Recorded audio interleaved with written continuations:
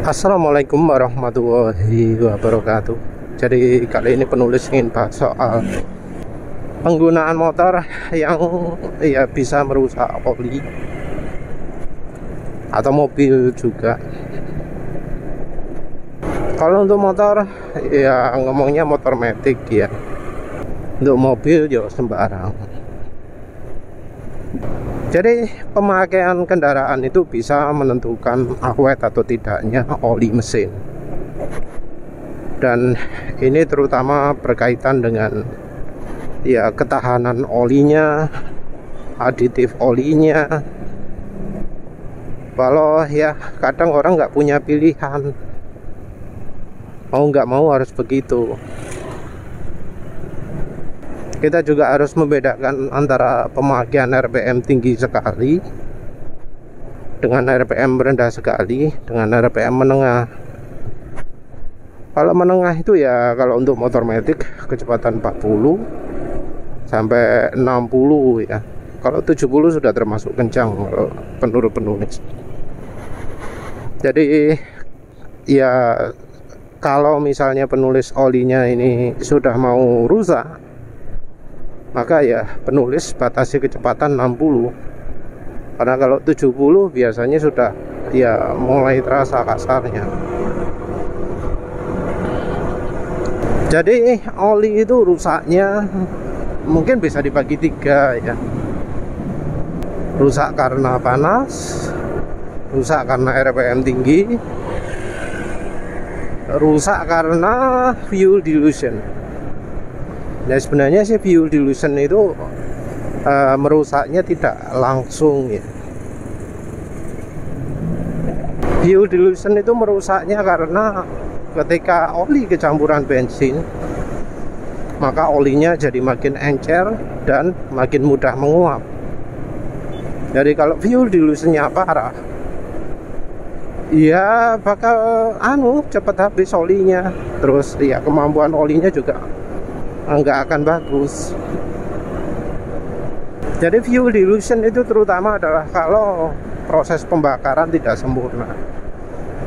Jadi ada yang ngomong bensin sisa pembakaran itu jadi masuk ke ruang oli dari ruang bakar. Yang perlu diperhatikan juga adalah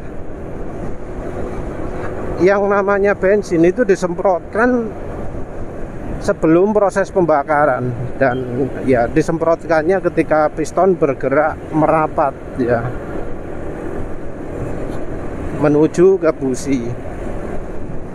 Nah gerakan ini kalau misalnya dinding silindernya itu nggak terlumasi oli dengan baik, nggak terhabisi oli, misalnya pakai crossheads, olinya juga misalnya sangat encer, bensin yang disemprotkan di dinding silinder bisa ke bawah. Maksudnya bukan disemprotkan dengan sengaja tapi yang nempel di dinding silinder bisa masuk ke ruang oli. Juga bisa dari pemakaian Kalau dari sisi pemakaian yang paling membuat fuel dilution parah itu adalah kalau kondisi mesinnya idling. Jadi kondisi mesin putaran RPM rendah sekali itu yang memperparah terjadinya fuel dilution. Nah kondisi idling ini bisa terjadi di banyak peristiwa ya. Jadi misal pas nunggu di dalam mobil AC dinyalakan, mesin menyala gitu ya. Jadi pas mesin dinyalakan ini, pas lagi nunggu itu bakal terjadi fuel dilution. Atau kejadian lain macet-macetan.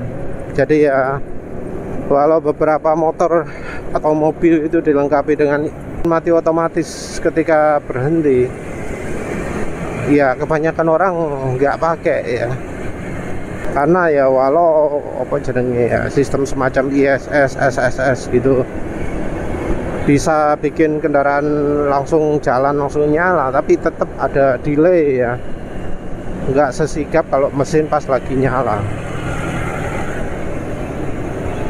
Tapi yang jelas faktor RPM sangat rendah itu adalah yang memperparah fuel dilution. Kalau orangnya nggak pernah kencang, hanya pelan terus, nah kerusakan oli terutama terjadi karena fuel dilution ini. Jadi olinya makin encer.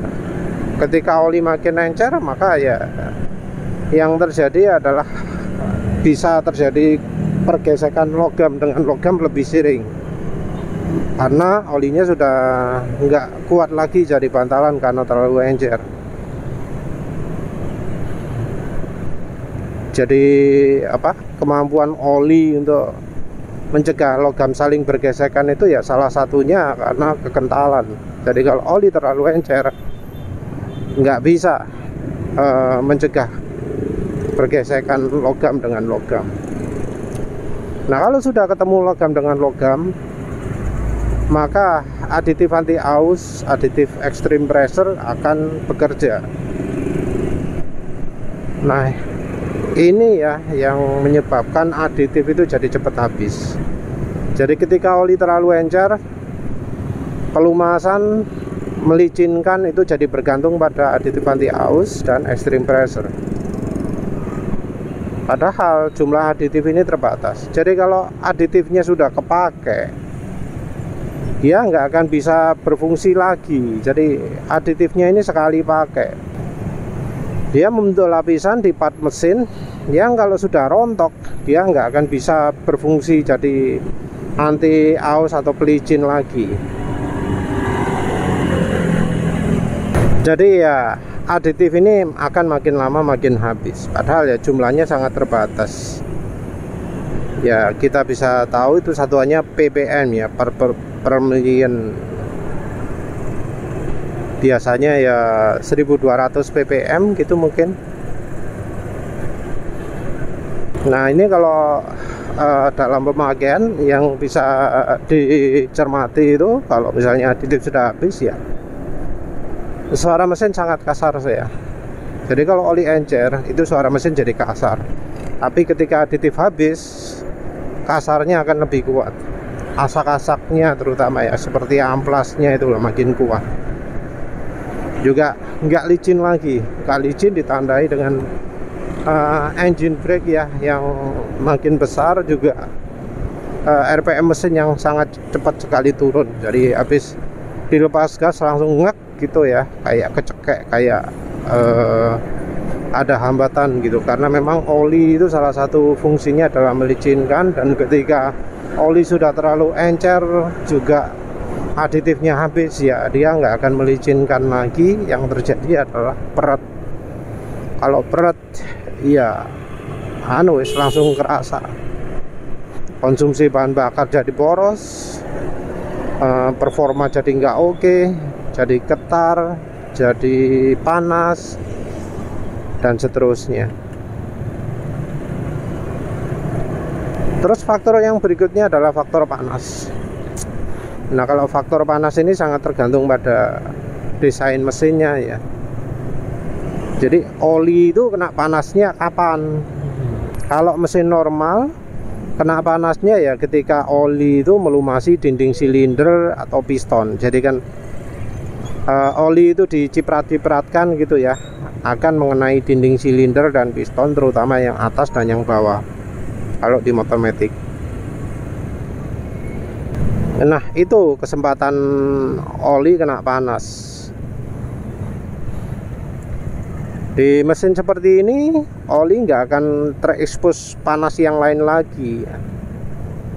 Di mesin yang seperti ini olinya cenderung nggak mudah menguap ya. Terus ada satu lagi yaitu yang desain mesin di mana oli itu disemprotkan ke belakangnya piston. Jadi ada semprotan khusus yang membuat oli itu diarahkan ke belakangnya piston. Fungsinya untuk mendinginkan piston.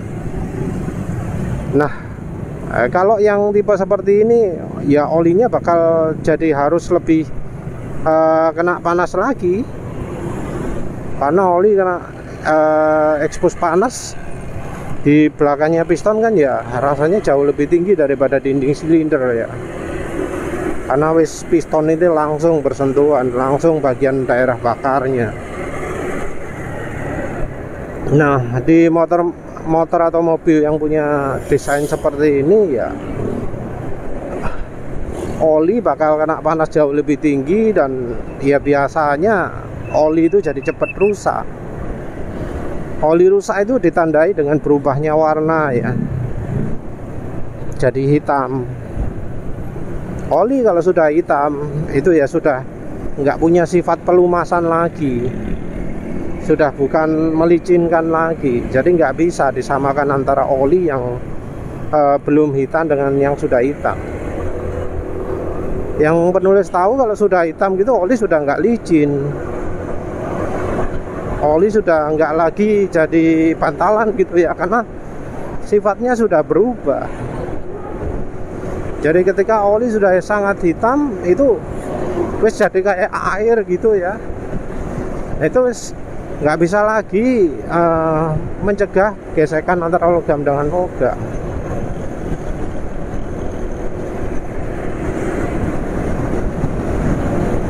Ya prosesnya memang nggak langsung serta-merta langsung semuanya gitu ya. Jadi cuma sekian persen dari oli itu yang kemudian rusak.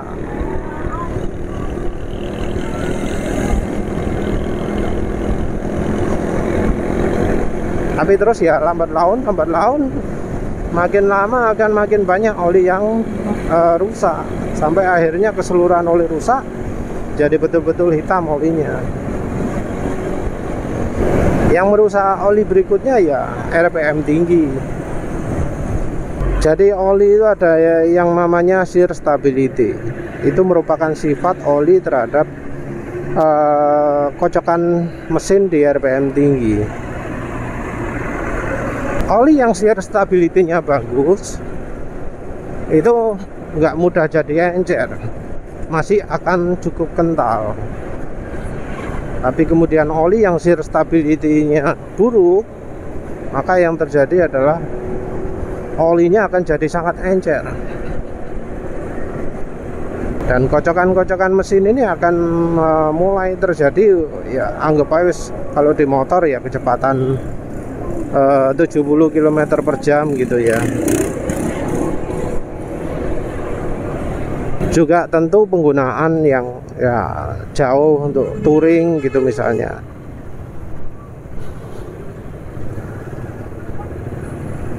Dan ya kita harus perhatikan juga ketika kena shear, oli itu akan jadi lebih encer.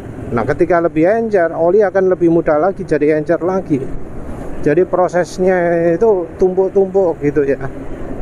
Ketika oli sudah jadi encer, maka dia akan makin cepat jadi encer lagi. Kalau oli sudah encer ya wis ceritanya kayak tadi. Aditifnya akan cepat habis. Kalau aditif sudah habis ya wis nggak ada perlindungan lagi mesinnya. Dan ini juga bisa berbarengan ya. Jadi misalnya sering kena macet, terus kalau nggak macet dibawa kencang, sudah kena fuel dilution, kena panas, juga kena RPM tinggi. Nah itu ya yang bikin oli mesin jadi cepat rusak. Oleh karena itu ya oli-oli yang bagus, oli-oli yang tahan lama itu adalah oli-oli yang tahan panas dan oli yang tahan shear. Nah ini ya, oli yang tahan ini ya seringnya kita cuma bisa cek dari uji saja ya. Jadi olinya kita tuang ke motor, ke mobil, terus dipakai RPM tinggi, dilihat apakah terjadi penurunan kekentalan ya. Penurunan kekentalan ya tentu kita harus bisa merasakan ya, entah dari suara, entah dari tarikan dan lain-lain lah ya. Ya ini juga yang menyebabkan antara satu orang dengan orang yang lain bisa beda ya, keawetan olinya. Yang jarak pemakaiannya dekat-dekat itu ya olinya awet, beda dengan yang pemakaiannya jarak jauh, beda dengan yang kena macet, apalagi yang suhunya panas, suhu daerahnya panas.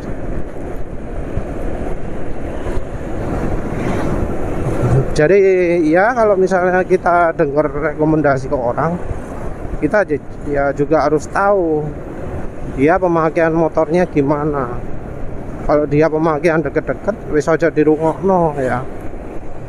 Kita itu harus cari dari mereka yang ya pemakaiannya agak jauh lah, yang pakainya kencang gitu ya. Dan juga kita harus lihat daerahnya di mana atau kapan gitu. Kalau ada orang ngomong oh olinya bagus, tapi kebiasaannya dia keluarnya malam-malam, nggak pernah saat siang-siang, ya kita nggak bisa langsung serta-merta ngikuti ya. Ya karena pemakaian itu bisa sangat mempengaruhi umur oli. Ya wis itu saja. Terima kasih sudah menonton. Assalamualaikum warahmatullahi wabarakatuh.